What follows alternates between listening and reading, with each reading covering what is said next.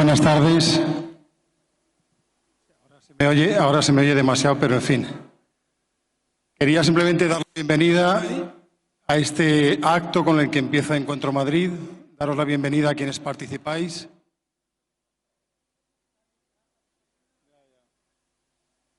Se está oyendo fuera. ¿Va?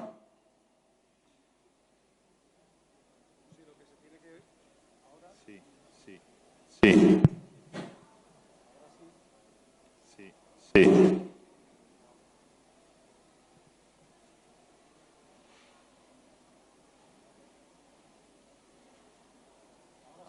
No, ahora, pero se me sigue oyendo fuera.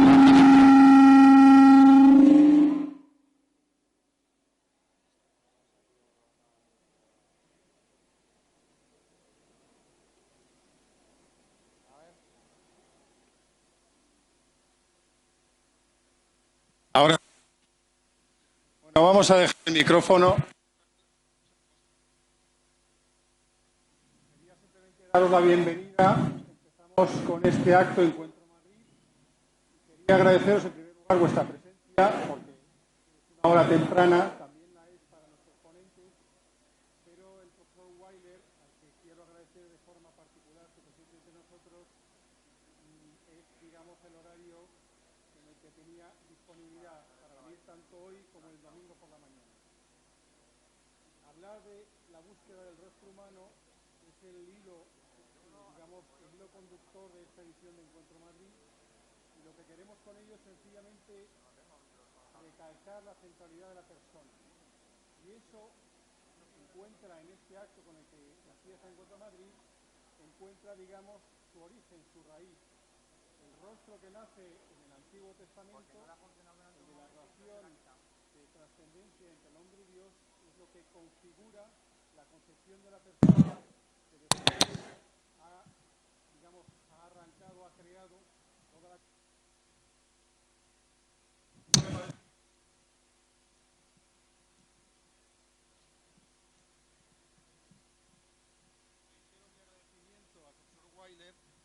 Y también lo hago con don Ignacio Carvajosa, que con toda la disponibilidad han accedido a empezar a una hora muy arriesgada esta nueva edición de Encuentro Madrid. Muchas gracias a todos, a ellos en particular por estar entre nosotros.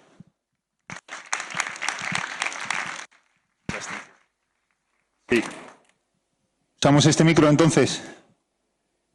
Funcionamos con este. Bueno, pues como ha dicho Rafael, bienvenidos a esta primera mesa redonda de Encuentro Madrid. A mi izquierda ya lo ha presentado Rafael, está el profesor Weiler, catedrático en la Facultad de Derecho de la New York University. Y a su izquierda está el profesor Carvajosa, catedrático del Antiguo Testamento en la Universidad San Damaso. Lo que voy a decir ahora no le va a gustar en absoluto a los ponentes, pero es que además de eso, Weiler, para quien no lo conozca, es realmente un referente en el mundo jurídico, en el mundo académico, un referente mundial en el mundo judío. Ha sido presidente del Instituto Universitario Europeo y podría seguir diciendo muchas cosas. Voy a decir al menos una, que yo creo que hoy no es menos importante, y es que es el hijo de Moses Cyrus Weiler, que fue rabino en Johannesburgo. Y el profesor Carvajosa también podríamos añadir cosas a su currículum, explicar que es el Departamento de Sagrada Escritura San Damaso, pertenece a la Society of Biblical Literature, etcétera, etcétera. No digo esto ni para halagarles, ni para molestarles, ni para sentirnos intimidados, porque aquí, hablando de la Biblia y con estos currículum, el primero que tendría que salir corriendo soy yo, que tengo la desvergüenza de estar en el estrado. Lo digo porque yo me siento profundamente agradecido a que ellos dos hayan aceptado hacer este diálogo. Un diálogo que no será académico, espero, que tendrá sus pinceladas académicas, pero que de alguna manera considero una caridad, un regalo, que su experiencia, su conocimiento, su sabiduría lo pongan al servicio de una conversación con nosotros. Yo creo que muchos de los que estamos aquí hemos oído a ambos hablar de la Biblia. Yo recuerdo muchas escenas con ambos, ¿no? Entender mejor la alianza de Dios con Caín, el dolor de Job en relación con el mundo de hoy, el proceso de Jesús y qué implica eso para la concepción hoy de que es cristiano y que es judío. Oír hablar del destierro del pueblo de Israel en Babilonia, evocando los valles y los montes, entender un poco más del Mesías de Händel gracias a eso. Es decir, hoy tenemos a dos personas que, insisto, a las que tenemos que estar muy agradecidos, que nos invitan, creo yo, a hacer un recorrido, a oír lo que nos van a contar como lo que somos, mujeres y hombres del siglo XXI. Yo creo, nos invito a que, aunque no podamos hablar luego con ellos, o sea, sí podemos hablar en privado cuando termine, pero no va a haber una sesión de preguntas y respuestas, a que dialoguemos con lo que vamos a oír, a que en lo que nos van a contar intentemos ver qué hay de nosotros y de nuestra sociedad y las cosas que nos preocupan. Solo adelanto dos cosas. El profesor Garbajosa nos va a contar, o sea, cada uno va a centrar su ponencia en un relato. La del profesor Garbajosa es Elías y los profetas de Baal, y la del profesor Weiler es la intercesión de Abraham ante Dios por Sodoma y Gomorra, con algunos aspectos más. Empezará el profesor Garbajosa. ¿Funcionan ya los micrófonos de... ¿Funcionan? ¿Sí? ¿Se están oyendo? Perfecto.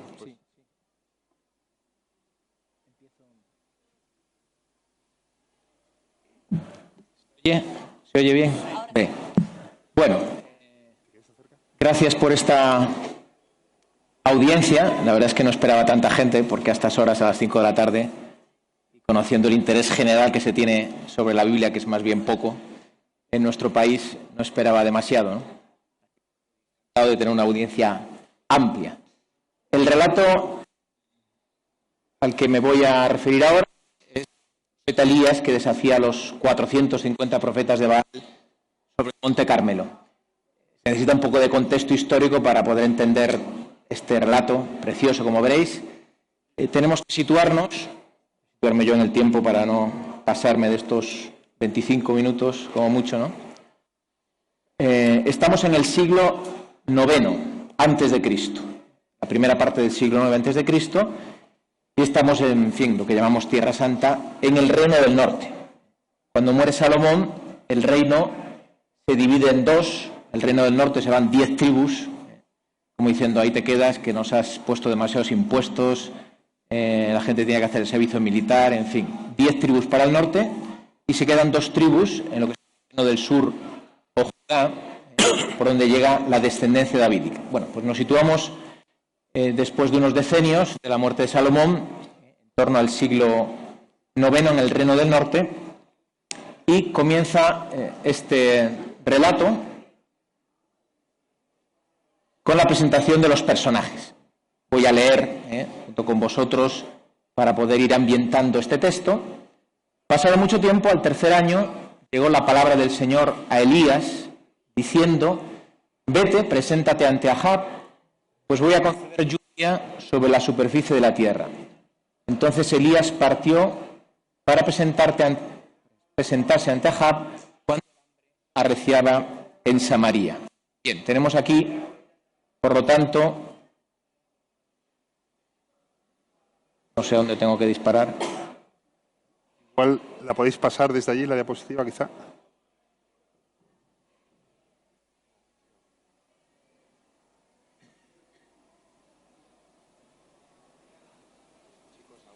Esto lo tengo que disparar hacia dónde. ¿Qué quieres avanzar? Vamos a ver. ¿Quieres avanzar una? ¿Quieres avanzar una? No, el problema es que no se ven estas imágenes. Estos son los dibujos. Ah.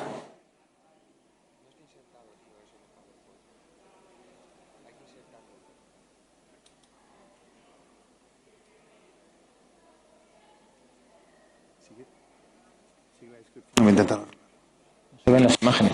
La descripción. Bueno, voy a seguir porque... Bueno, voy a seguir contando mientras... Porque tenía preparadas unas imágenes de nuestro amigo Guille, excelentes.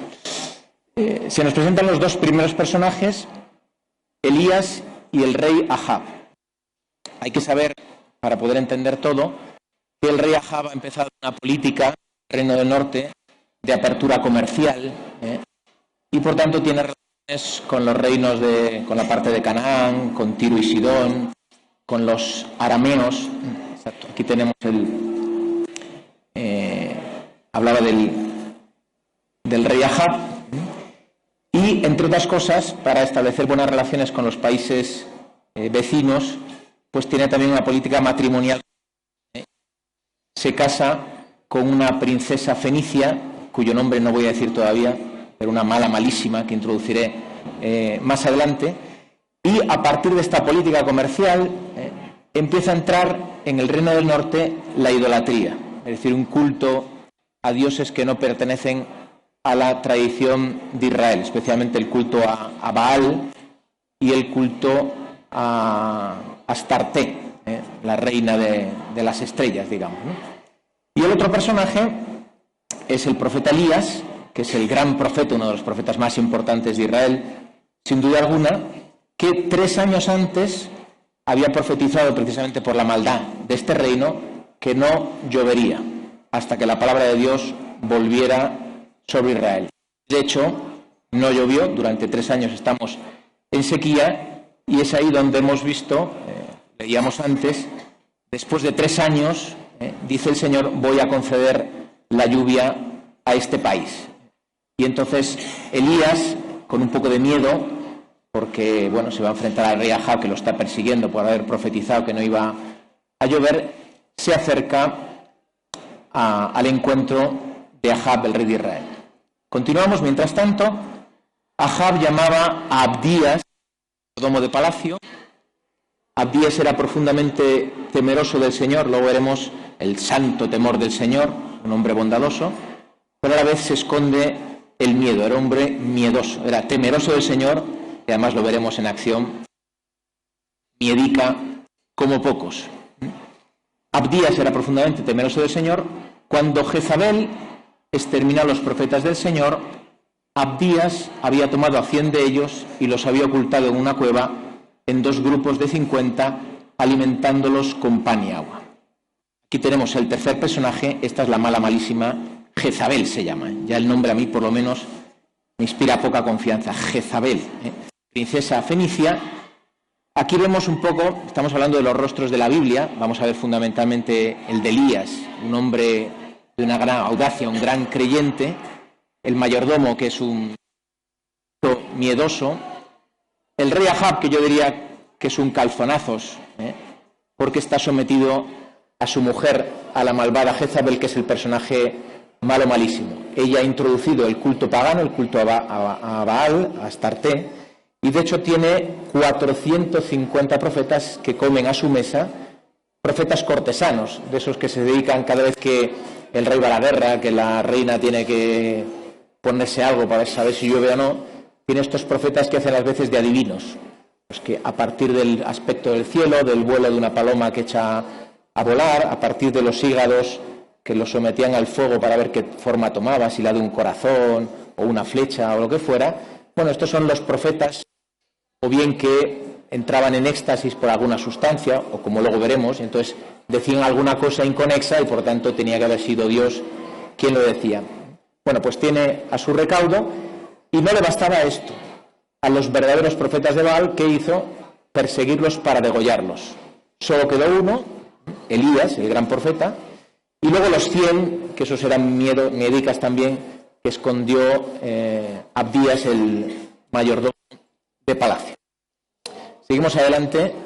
Tenemos a Abdías, el mayordomo de palacio, temeroso y miedoso, temeroso de Dios.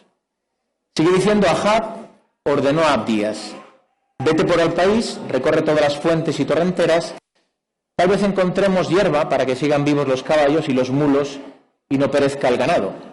Luego se repartieron el país para recorrerlo. Ahab se fue solo por un camino y Abdías solo por el otro. El narrador nos ha hecho entender que va a caer lluvia, estos dos todavía no lo saben, y por tanto se distribuyen para encontrar hierba para el grano para los demás, visto que estamos en época de sequía. Estando Abdías de camino, Elías salió a su encuentro. Entonces, casi lo estábamos preparando, esperando, porque Elías va camino del rey, a Dios gracias, encuentra primero a Abdías. Lo reconoció, cayó rostro en tierra y dijo: ¿eres tú, Elías, mi señor? Tenemos una expresión paralela para el encuentro y el encuentro que tendrán Elías y el rey Ahab. ¿Eres tú, Elías, mi señor? Él respondió: yo soy. Ve y di a tu señor, Elías es... Empezamos a construir ahora el rostro de este pobre Abdías, temeroso y miedica. Abdías dijo: ¿qué pecado he cometido? No me hagas esto. Así entregas a tu siervo en manos de Ahab para que me mate. Vive el Señor tu Dios, que no hay pueblo en el reino a donde mi Señor no haya enviado a alguien a buscarte. Y si decían: no está aquí, hacía jurar al pueblo o al reino que no te habían encontrado. Es decir, desde que profetizó que iba a haber 3 años, el rey Ahab a Elías. Y ahora tú dices: vete y di a tu señor, Elías aquí. Cuando me aleje de ti, fijaos la nota simpática, me haces esto, ahora voy a ir a ver al rey, y cuando le diga estás aquí, me lo sé. Cuando me aleje de ti, el Espíritu del Señor te llevará a donde yo no sepa. Elías es conocido en la tradición de Israel, en la tradición bíblica, por ser aquel que fue asumido a los cielos. Está en un sitio y de repente desaparece. Dice que me lo sé, que los profetas sois así. Voy a decirle: oye, que está ahí, va a llegar, no vas a estar, y a mí me pasa a cuchillo. Entonces, si llego con la noticia donde está Ahab y resulta que luego no te encuentras, seguro que me mata. Sin embargo, él subraya: tu siervo es temeroso, el santo temor del Señor, que es un miedica, ¿no?, desde mi juventud, y lo justifica. Nadie ha hecho saber a mi Señor, a Elías, lo que hice cuando Jezabel mató a los profetas del Señor. Se pone la medallita. Oculté a 100 de ellos, de 50 en 50, en una cueva, y los alimenté con pan y agua. Y ahora tú me dices: ve y di a tu señor, Elías está aquí, ¿me matará? Respondió Elías, diciendo: qué pesado este mayordomo de palacio, no te preocupes, le hace jurar, ¿no? Vive el Señor, juro, el Señor del universo a quien sirvo, que hoy me presentaré ante él. Efectivamente, Abdías cede y sale al encuentro de Ahab, le transmite la noticia. Ahab partió al encuentro de Elías y al verlo le dijo, fijaos el encuentro de Abdías con Elías: ¿eres tú, Elías, mi señor? Mientras que para el rey es el mismo. Para el rey: eres tú, ruina de Israel. Has dejado a Israel durante 3 años sin agua, sequía y hambre y muerte por todas partes. ¿Eres tú, ruina de Israel? Él respondió: no soy yo quien ha arruinado a Israel, sino tú y la casa de tu padre, por abandonar los Señor y seguir a los Baales. Si no llueve en este país, es por tu culpa, porque has abandonado al Señor y el Señor ahora ha retirado su favor. Tenemos, por tanto, el encuentro entre Elías y el rey Ahab. Continúa, pero ahora manda que se reúnan en el Monte Carmelo, especialmente a los 450 profetas de Baal que comen a la mesa de Jezabel. Ahab dio una orden entre todos los hijos de Israel y reunió a los profetas en el Monte Carmelo. Vemos aquí los 2 siguientes personajes para cerrar el ciclo de 6 grandes personajes, en este caso son colectivos, que son los 450 profetas de Baal, que decía antes, una especie de adivinos profesionales que, servían en la corte, eran cortesanos, para, predecir lo que el rey de turno, eso sí, a favor del rey de turno, ¿no? Tengo que ir a la guerra a machacar a este, vete a la guerra. Y aquí están estos 450 profetas de Baal, y que, ahora leeremos, cojea sobre 2 muletas. Esta es una expresión que ahora retomaré, pero que utiliza Elías. También vemos aquí la personalidad de este pueblo que está a mitad de camino. Yo voy solo a los... como veremos ahora. Por lo tanto, Elías le propone a Ahab este desafío. Se ve ya, se empieza a dibujar aquí el rostro verdaderamente creyente, pero de una audacia, yo subrayaría esto, audacia propia de un creyente que confía, Señor Dios. Elías se acercó a todo el pueblo, Ahab reúne a los 450 profetas de Baal y al pueblo, en este gran encuentro en el monte Carmelo, un monte precioso desde que se divisa ya el mar Mediterráneo, y hace esta propuesta Elías al pueblo. Dijo: ¿hasta cuándo vais a estar cojeando sobre dos muletas?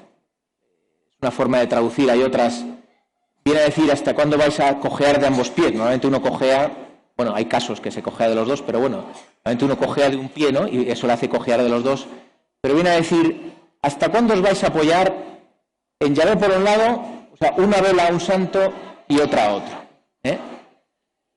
Si es Dios, el Señor, el nombre divino, Yahvé, traducido aquí entre nosotros como Señor, es Dios, seguidlo. Si es Baal, seguid a Baal. Fijaos qué gran audacia y qué libertad la de este creyente que es Elías. El pueblo, para que entendáis, es el pueblo de Israel, que pertenece a la tradición desde tiempos de Abraham, y por tanto que sigue a Yahvé a lo largo del tiempo, pero es un pueblo muy práctico. ¿Por qué? Pues porque no llueve y nos hemos enterado que Baal, que es el diosecillo de al lado, pues si le echas una vela, pues que en tu campo acaba lloviendo, no hay fecundidad entre mi ganado, no da luz, puedes ir a este dios, le pones algo, ¿no? Y funciona, y así están como a dos, ¿no? La reina que promueve una cosa, ellos que son de una tradición, ¿hasta cuándo vais a seguir así? Les desafía, ¿no? El pueblo no respondió palabra, muy típico del pueblo, de cuando yo esté seguro, voy para este, ¿no? Con el que gane, me voy para allá, ¿no? Por ahora, aceptamos, estamos escuchando, Sigue diciendo, Elías continuó: quedo yo solo como profeta del Señor, el resto los han pasado a cuchillo o están escondidos, mientras que son 450 los profetas de Baal. Está la cosa un poco desequilibrada. Que nos den 2 novillos. Aquí está el desafío, la apuesta, que ellos elijan uno, lo descuarticen y lo coloquen sobre la leña, pero sin encender el fuego. Yo prepararé el otro novillo y lo pondré sobre la leña, también sin encender el fuego. Vosotros clamaréis invocando el nombre de vuestro Dios, y yo clamaré invocando el nombre del Señor. Y el Dios que responda por el fuego, ese es Dios. Todo el pueblo acató: está bien lo que propones. La de una libertad y de una audacia inaudita. Yo, al mismo nivel que vosotros, con el carnero encima de la leña, y el Dios que responda con el fuego, ese es Dios. Parece más que lógico, ¿no? Y esto pertenece a través del mundo judío-cristiano a nuestra tradición. Es decir, si es Dios verdaderamente puede entrar en la historia, puede incidir, si no, de Dios tiene más bien poco. El caso es que el pueblo, hombre, aquello le parece bien. Al fin y al cabo, si se va con Baal es porque el campo pueda dar fecundidad, porque, en fin, por algo que se pueda tocar y ver, ¿no? Elías se dirige a los profetas de Baal y dice: bueno, primero vosotros, elegid un novillo y preparadlo vosotros primero, pues sois más numerosos, toca a vosotros primero. Clamad invocando el nombre de vuestro Dios, pero no pongáis fuego. Es vuestro Dios, confiáis en Él, clamad, por supuesto, que no haya trampa, no pongáis fuego, vigila allí para que habrá algún notario por allí para que no pongan fuego. Empiezan, ¿no? Tomaron el novillo que les dieron, lo prepararon y estuvieron invocando el nombre de Baal desde la mañana hasta el mediodía, diciendo: Baal, respóndenos. Mas no hubo voz ni respuesta. Brincaban en torno al altar que habían hecho. Aquí tenemos los 450 profetas de Baal brincando, llamando a Dios. Hasta ahora se habían dedicado a interpretar pues, los higadillos, el vuelo de las palomas, las estrellas, o alguien que le daban de beber y decía cosas inconexas y las interpretaban. Ahora ni más ni menos se trata de invocar a Dios, desnudez total, pobreza total, y que Él intervenga en la historia. Fijaos cómo se dibuja aquí, empezamos a dibujar todos los rasgos verdaderamente audaces de Elías, a mediodía Elías se puso a burlarse de ellos. Aquí hay una ironía finísima en la Biblia hebrea. El caso, hemos oído antes que no hubo ni voz ni respuesta. Ahora lo retomaré. Verdaderamente uno se puede imaginar aquellos gritando, ni voz ni respuesta. Nada, nada. Y Elías casi como ayudándoles. Bueno, gritad con voz más alta, porque él es Dios, al fin y al cabo es Dios, gritarle un poco más. Dice, ¿tendrá algún negocio? Aquí hay el término hebreo que utiliza la Biblia, es un poco controvertido, de difícil traducción, y algunos autores dicen que significa Dios está en el baño, está ocupado, ¿no? Por tanto, hay veces que nos pasa a nosotros, no sé si os ha pasado alguna vez que han llamado a la puerta y uno está ahí en el baño, ¿no? Pues espera un momento, ¿no? Es que estaba en el baño, decimos, ¿no? Bueno, pues Dios parece que estaba en el baño o tendrá algún negocio. La ironía es enorme, estará ocupado, es un Dios, es muy importante seguir gritando, ¿no? ¿Le habrá ocurrido algo? A lo mejor estaba en la cocina, se ha caído cuando iba a abrir la puerta, ¿eh?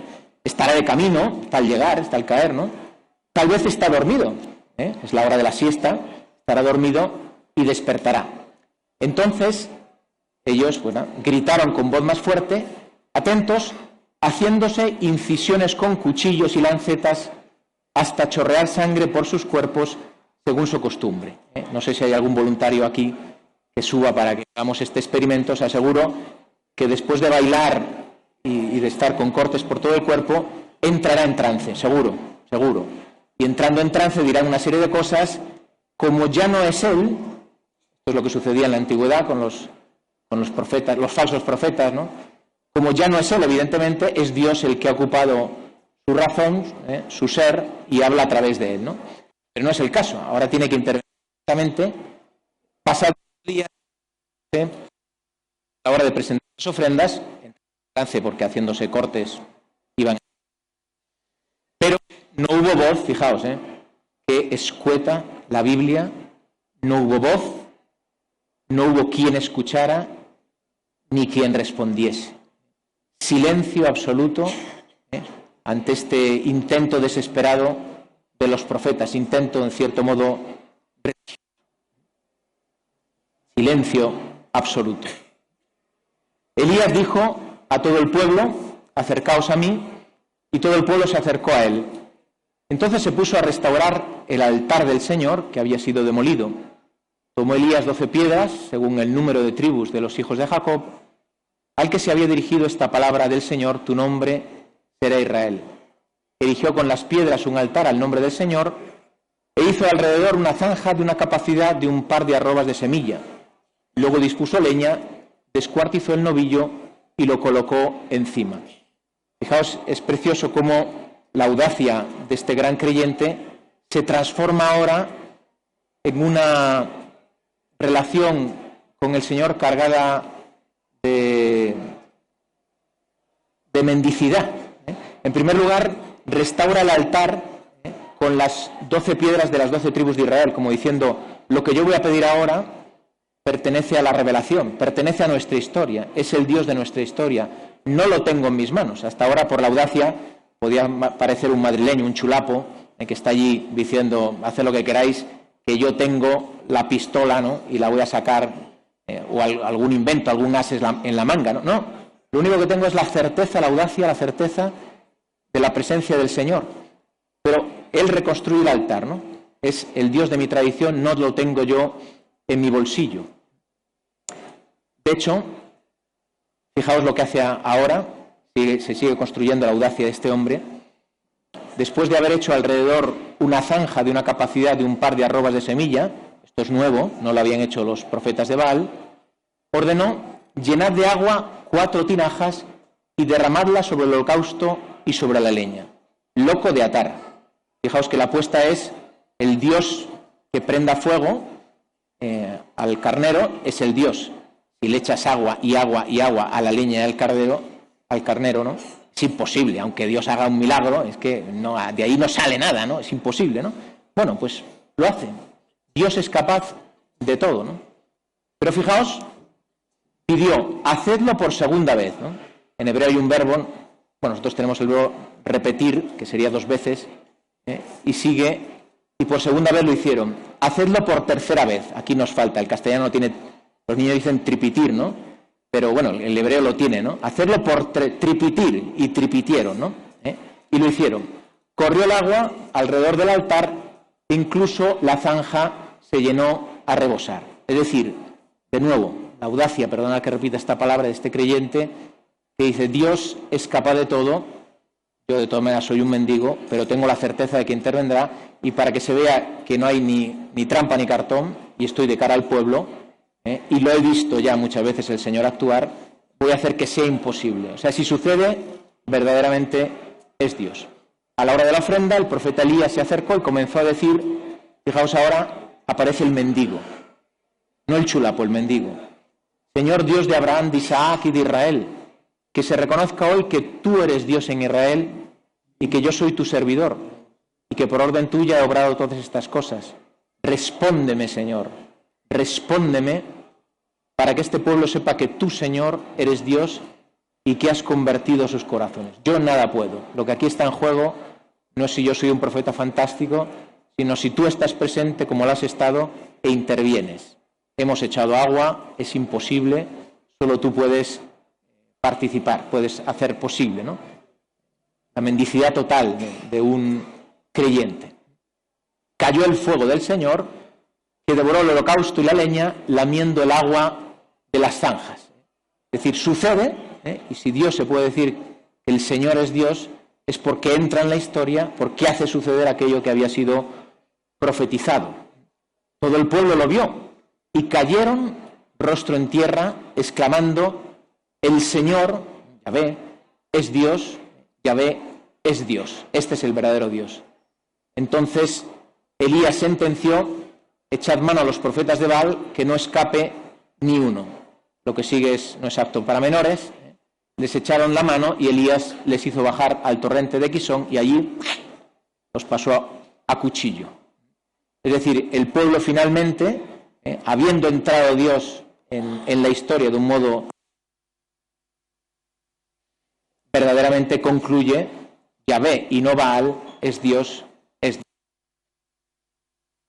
Dios, ¿no? Y termino ya estos diferentes rostros que han jugado en este capítulo, que es precioso, que es clarísimo, pero especialmente el que más me interesa, el de Elías, la audacia de un creyente que, teniendo a las espaldas toda la historia de Israel, que teniendo a las espaldas todo lo que Dios ha hecho, interviniendo en la historia, se atreve a desafiar públicamente y corriendo el riesgo de su propio cuello, desafiar a los profetas de Baal, desafiar al pueblo, y como un mendigo se pone delante del Señor, que de nuevo hace crecer su certeza, entrando en la historia y quemando aquel sacrificio.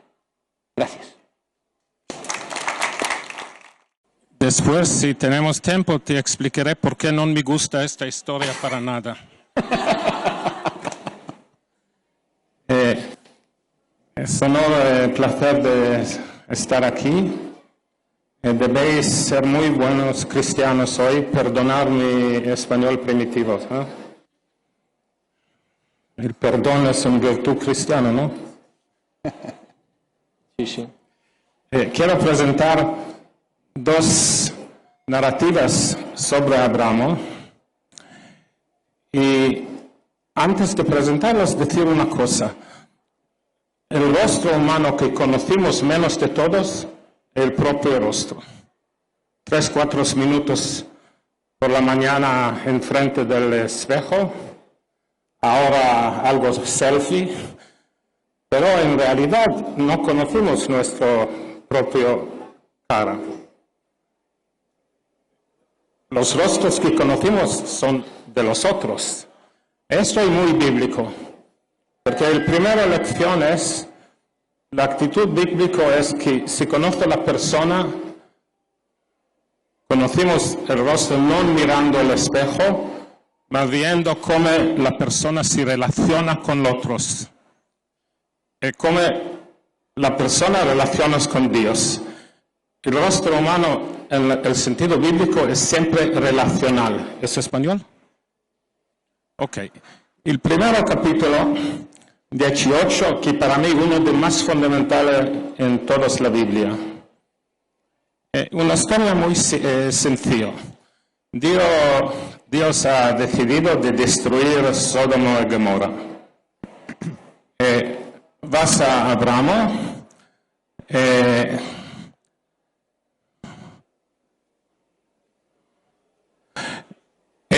decide de contar esta decisión a Abraham y ahora Luca va a leer por favor el versículo 19. ¿Este funciona? Sí, ¿verdad? ¿Por qué cuenta esto a Abraham? ¿Sentimos? ¿Por qué? Leo. Adelante, 19. Porque yo le conozco y sé que mandará a sus hijos y a su descendencia que guarden el camino del Señor, practicando la justicia y el derecho, de modo que pueda concederle el Señor a Abraham lo que tiene apalabrado. Es muy significativo esto, porque Dios nunca ha explicado a Abraham qué significa la justicia, qué significa el derecho. Los 10 mandamientos no son todavía dados, pero creando el hombre y la mujer en la imagen de Dios, significan que tienen la capacidad interior de saber distinguir entre malo y bueno. Conocer la justicia de aquí, no del Señor mismo. Es la naturaleza humana de poder distinguir entre malo y bueno. Lo que el Señor quiere, caminar nel camino del Señor es practicar la justicia y el derecho. Eso es la primera lección. Es la tradición cristiana del derecho natural, que la persona misma ha la capacidad de distinguir entre, no necesita una revelación. Número 1. 2. Ahora pasa una cosa increíble. Apenas haber dicho ad Abraham que debe practicar la justicia y el derecho, e annuncia a Abraham que va a destruir Sodoma y Gomorra. Poco justicia ahí, ¿eh? Todos, un genocidio de todos Sodoma y Gomorra. La reacción de Abraham, vamos a ver. 23, por favor. Abraham le abordó y le dijo: así que vas a borrar al justo con el malvado. Tal vez haya 50 justos en la ciudad. ¿Vas a borrarlos sin perdonar a aquel lugar por los 50 justos que hubiere dentro? Tú no puedes hacer tal cosa. Dejar morir al justo con el malvado y que corran parejas el uno con el otro. Tú no puedes. El juez de toda la tierra va a fallar una injusticia. Increíble, ¿eh? Increíble.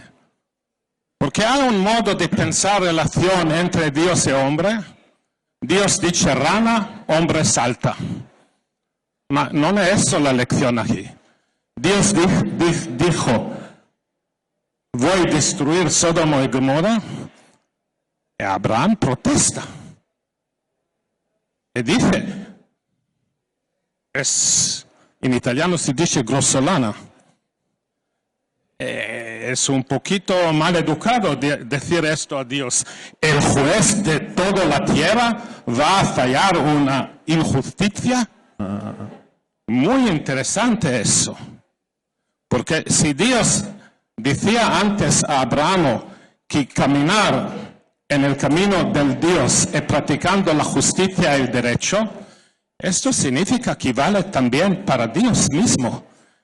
El deber de Abraham es protestar cuando él ve que el Dios mismo va a practicar una injusticia. Interesante, ¿eh? Cómo relacionar. Es una otra visión de la cara humana. También en frente de Dios, la injusticia no vale. Es valiente de parte de Abraham, ¿no? Muy valiente de parte de Abraham de protestar e decir, no, el juez de toda la tierra non puede fallar una injusticia. La segunda lección. No la relación entre, primero, relación entre hombre y hombre es practicar la justicia y el derecho. Segunda lección, relación entre hombre y Dios. No es Dios dice rana, hombre salta. Siempre debe practicar la justicia también en frente de Dios. Justo. Me han dado 25 minutos, no quiero pasar esto. ¿Cuál es la tercera lección de esta historia increíble? Es el momento copernicano de la evolución de la noción de justicia y relación entre hombre y Dios. ¿Por qué lo digo? ¿Y por qué copernicano? Porque fue Copérnicos que decía, no es el sol que gira, es la tierra que gira el sol. Ha cambiado todo. Antes de Abraham, la idea fue, si Dios lo hace, significa justicia. Y después Abraham, si no es justo, no puede ser Dios. Si una persona llega y dice, he hecho una bomba porque Dios me decía de hacerlo, no puede ser Dios. Porque si injusto, no puede ser la palabra de Dios. Esta es la tercera lección de esta lectura. Y la cuarta es muy interesante. Es obvia, pero vale la pena decirlo. Hemos visto practicar. La anterior. No. Sí, antes, no importa. Hemos visto practicar la justicia, justo. No es suficiente por el ser humano de poder distinguir entre el bueno y el malo. De poder saber lo que es justo y lo que es injusto. Es importante tener la virtud de practicarlo.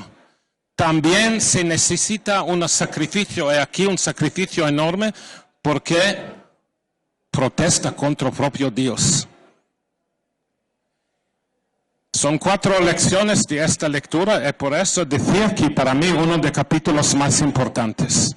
Porque define la relación entre hombre y hombre, es la relación muy radical entre hombre y Dios.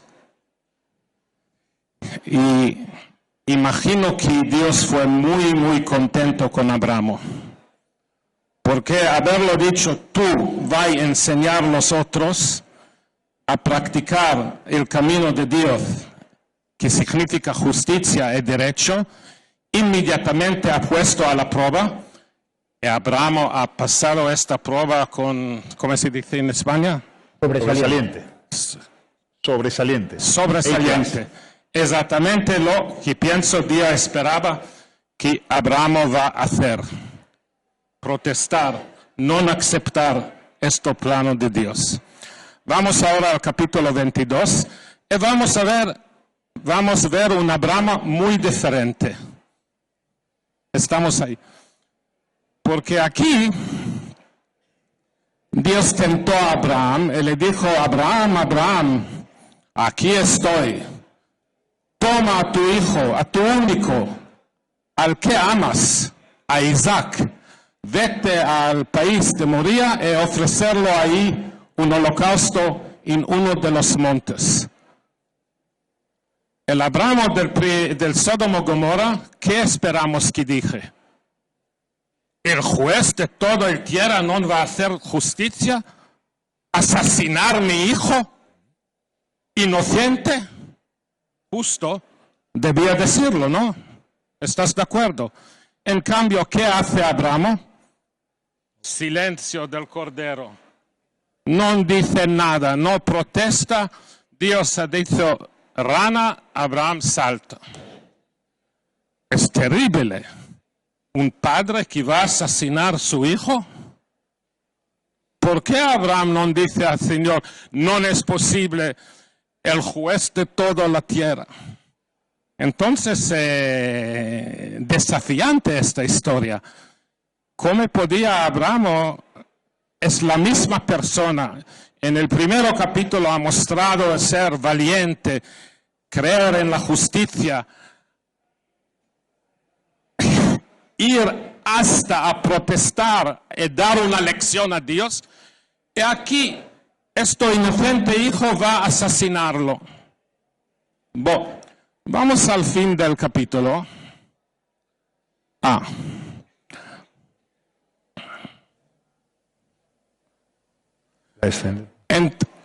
Entonces vemosli, alargó Abraham la mano y tomó el cuchillo para inmolar a su hijo, para matar a su hijo.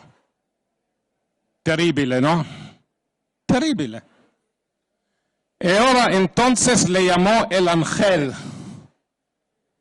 del Señor desde el cielo diciendo, Abraham, Abraham. Él dijo, aquí estoy. Continúa el ángel, no alargues tu mano contra el niño.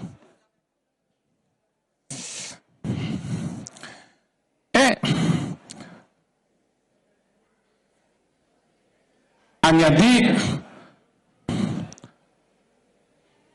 ni le hagas nada, que ahora ya sé que eres temeroso de Dios, ya que no me has negado tu hijo, tu único. Parece que Dios es contento. Parece. Pero hay una sutil diferencia entre 11. Entonces le llamó en ángel. Regresamos al primer versículo. Dios tentó a Abraham, le dijo, ¿qué es la diferencia?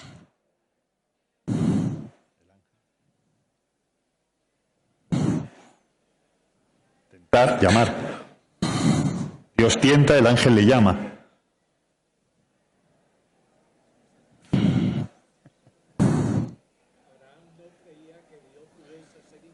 No, señores. En el primo es Dios que tenté a Abraham y le dijo, y al fin el ángel.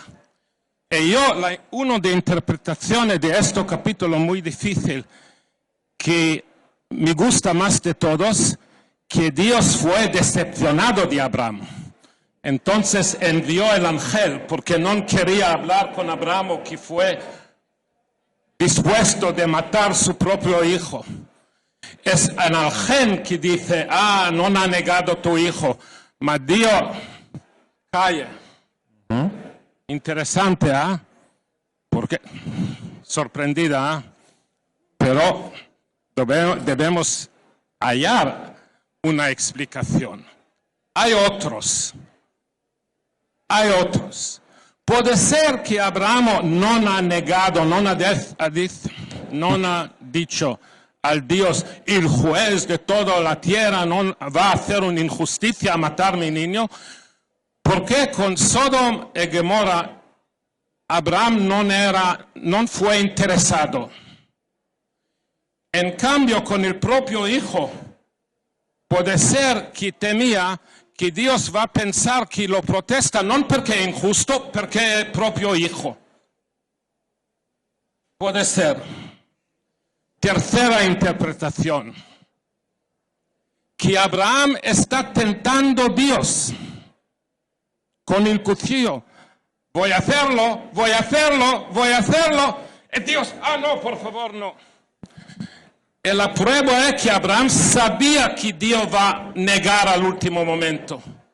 Y la fe de Abraham no fue a matar a su hijo, mas la fe de saber que no es posible que Dios va a querer esta cosa horrenda. Entonces, en cambio de decir, el Dios tentó a Abraham, y Abraham tentó a Dios. Voy a hacerlo. No, por favor, no. Hay gran fe en la justicia de Abraham. Todos. Gracias. Hemos pedido a los profesores que hablen entre ellos de las cosas que han dicho. El profesor Wilder ya ha disparado. Nota que viene de Estados Unidos, dispara y luego pregunta, y ha dicho que no le gusta el pasaje de Elías y los profetas de Baal. ¿Por qué? ¿Por qué? Explico por qué. Porque superficialmente estamos felices. Ha mostrado Dios de ser el verdadero Dios, y esos de Baal, Astaroth, son una mierda. Disculpad. Pero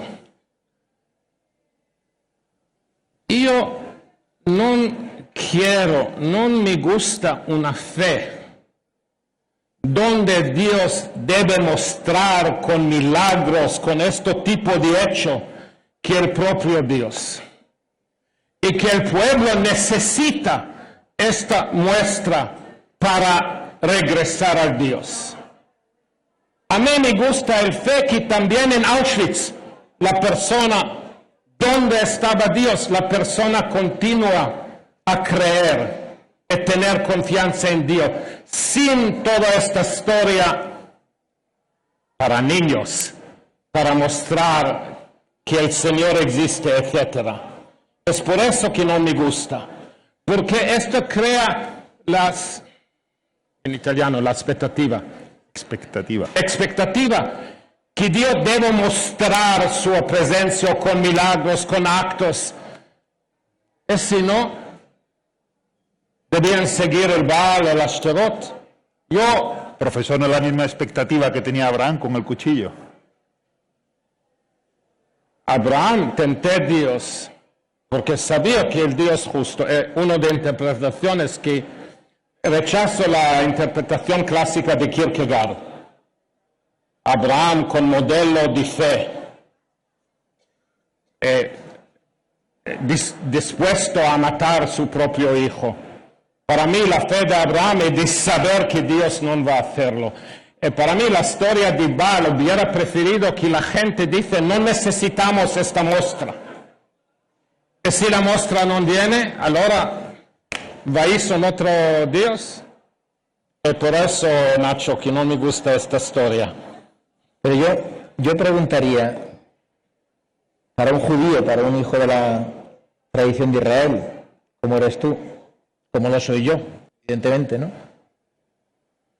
Si algo nos caracteriza frente a todos los esfuerzos religiosos o la creatividad religiosa, es que nos hemos topado en la historia con un Dios que ha entrado en la historia. Pienso paradigmáticamente en la salida de Egipto, en la liberación de Egipto, en el paso del Mar Rojo. Y no es necesario que Dios muestre a través de la historia que está presente para que podamos empezar la fe, podamos empezar a ser Abraham. No. Es la verdad que en la tradición abrahámica, el monoteísmo, hay un dilema, porque de una parte es un Dios trascendente, afuera de la realidad del mundo, pero un Dios totalmente trascendente es un Dios que no se puede amarlo, no se puede relacionarlo. Entonces, este Dios debe tener momentos de inmanencia, no de trascendencia, de inmanencia, de ser presente. En la tradición judía es a través de la ley. En la tradición cristiana es la persona de Jesucristo. Y se puede así relacionar con el Dios. Pero si Jesucristo no hubiera hecho el milagro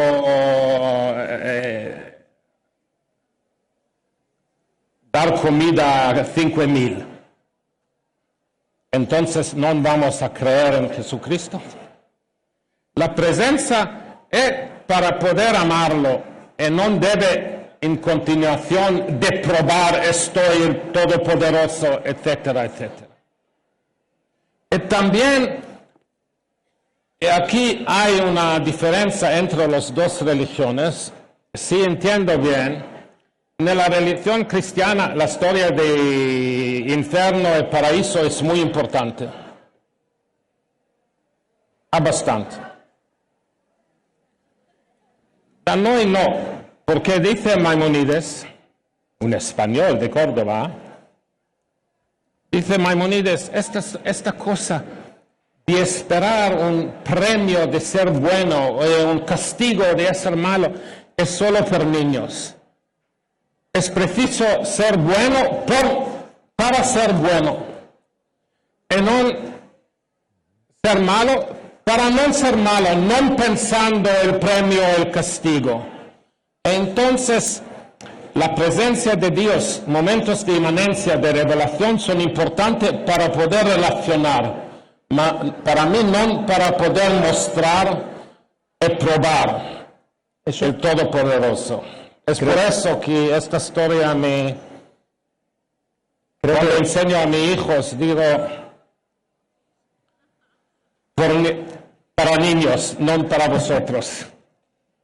Creo que donde mejor se muestra esta relación interesante entre trascendencia e inmanencia, en los evangelios, es muy interesante ver cómo si la gente sigue a Jesús, es por una inmanencia, porque hace signos y palabras intrínsecamente unidos, que coincide simplemente con estar delante de una mujer, que era algo extraordinario, que hablara con una mujer samaritana, o con Zaqueo, con un publicano, cómo mira a la prostituta, cómo no la lapida, cómo se enfrenta con una cierta dialéctica a los sabios del momento.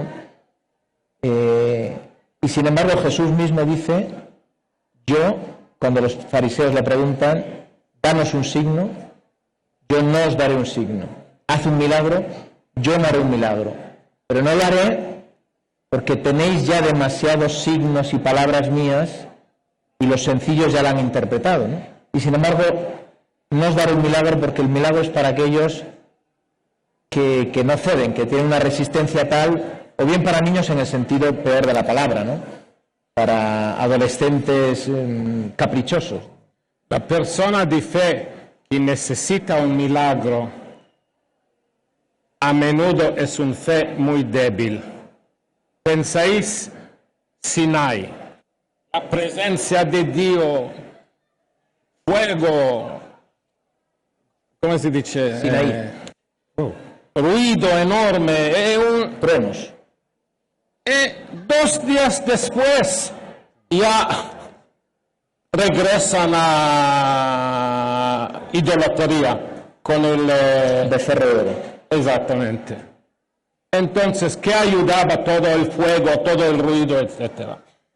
Es lo mismo Petros, que ha visto todo el signo, etcétera. En el momento crucial ha negado a Jesús. Entonces, el milagro, el seño, la historia divina es para mí no una base real suficientemente profundo para basar nuestra fe. No espero milagros, no espero intervención para creer en el Dios Todopoderoso. Os quería hacer una pregunta a los dos. Que creo que hay un denominador común en un aspecto, tanto de Elías como de Abraham, que es el riesgo que toman ambos. El riesgo que toman ambos, tanto Abraham como Elías. Abraham toma el riesgo de perder a su hijo y Elías acaba de reírse de todos y está intentando. Abraham está solo, Elías está ante todo un pueblo y ambos tienen muchísimo que perder en la decisión que toman.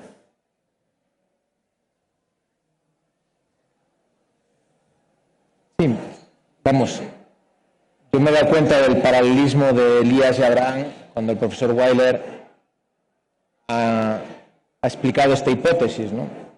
De que Abraham está tentando a Dios cierto de que llegará el ángel para sujetarle la mano, ¿no? En este sentido son dos creyentes audaces en ambos casos. La audacia también de la negociación es enorme, ¿no? Pero por eso insisto que un rostro como el de estos dos personajes audaces solo se puede construir porque Dios entra en la vida de ellos de un modo fuerte, claro, evidente, como podía ser para otras personas, ¿no? Pero ellos tienen esa experiencia de haber conocido a Abraham en la intimidad de la tienda, aquellos tres ángeles, la presencia misteriosa de Yahvé o la llamada para salir de su pueblo, ¿no? O Elías dentro de su propia tradición y de su llamada y del cumplimiento de lo que él iba diciendo, como los 3 años de sequía. En función de eso, y es muy bonito, ¿no? Porque no es, como decía antes, un as que uno tiene en la manga, un recurso que ya tengo, sino la certeza que tiene el niño con el padre de que mi padre sabe, ¿no? Y por lo tanto en esos momentos siempre está el riesgo de que no es un recurso que yo tengo, sino una persona que conozco. Y por lo tanto, como en la relación afectiva entre hombre y mujer, siempre está el aspecto de riesgo y a la vez de confianza y certeza. Para mí el milagro, el verdadero milagro son los milagros.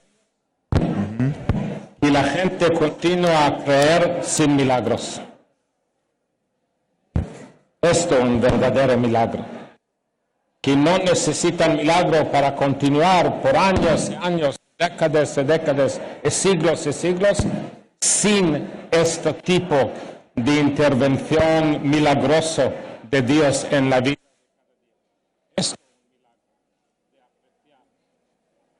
Entonces, la fe es irracional, es decir, creer en aquello que no se ve, que no se experimenta, que no es lógico, que no tiene razón de ser. No, la fe no es irracional. Como el amor no es irracional. Continúa a amar en todas situaciones, en la viejez, etc. No es irracional amar en todas situaciones. No es irracional de creer también cuando falta este tipo de intervención. Pero la mujer a través, yo soy hombre, la mujer, me fío de ella, creo en ella, porque ha habido muchos signos de por medio.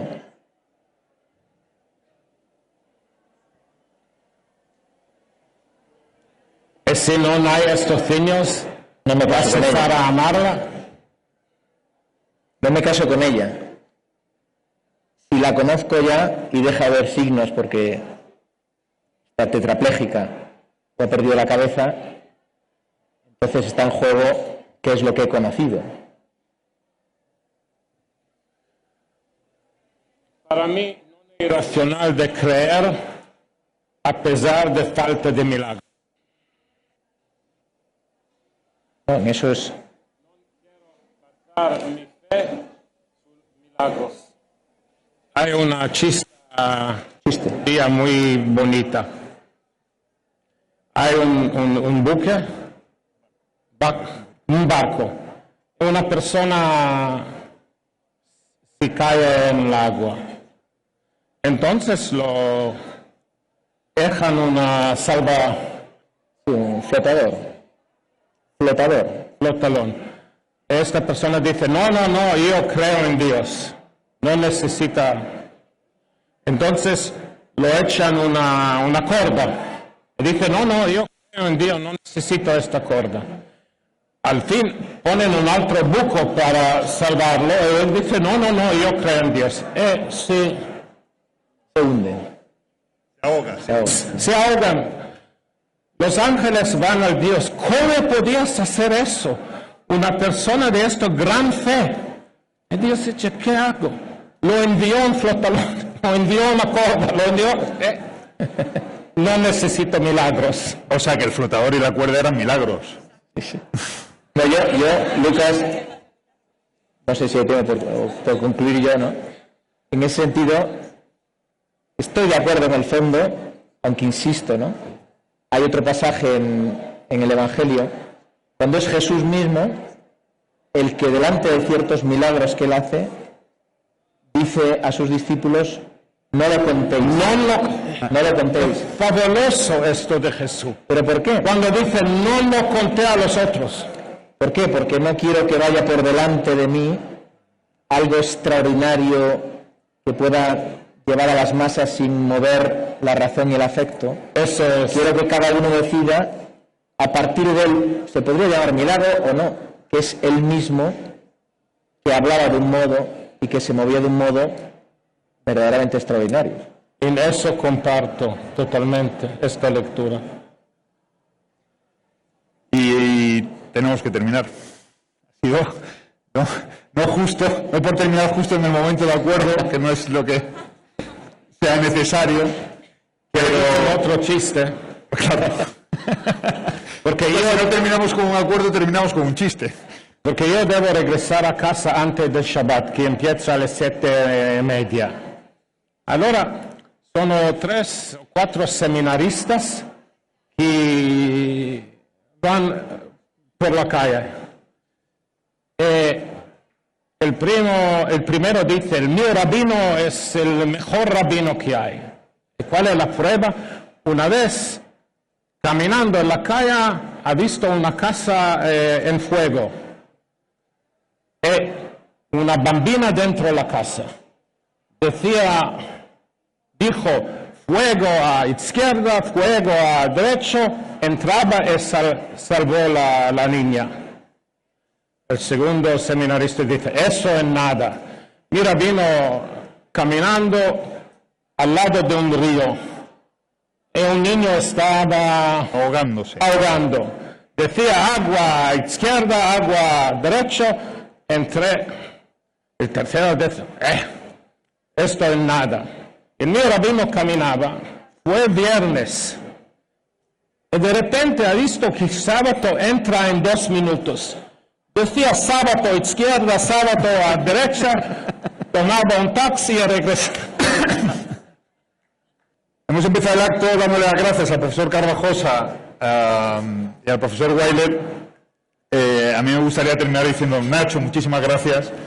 Joseph Tokda Rabach. Muchísimas gracias a todos.